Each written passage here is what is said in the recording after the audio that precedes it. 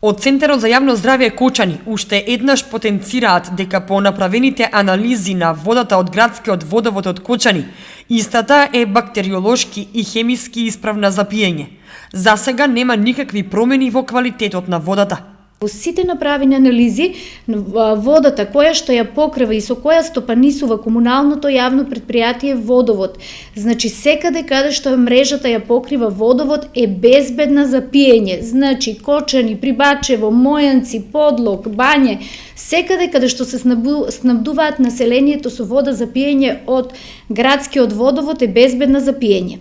Ова не е случај со поплавените подрачја во општина Чешиново, Облешево и Зрновци, каде што треба да се користи флаширана вода за пиење и превривана или од цистерни за миење. На подрачјето на општина Чешиново, Облешево, како што беше кажано и на кризниот штаб, водата не е со добар квалитет и таму ние предлагаме да не се употребува за пиење. Овде спаѓаат Чифлик, Облешево, Уларци, Жиѓанци, Чешиново, Соколарци.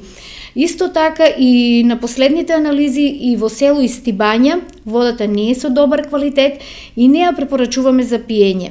Зрновци и Мородвис, нивната вода е со гранични вредности, па и таму превентивно препорачуваме сега да се преврива водата кога ќе се употребува за пиење или да се користи флаширана вода.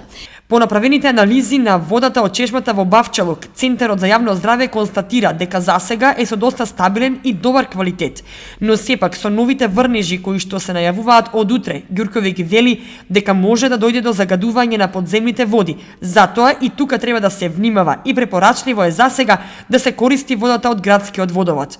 Од Кочанскиот Центар за јавно здравје потенцираат дека и водата во општина Виница е безбедна за пиење.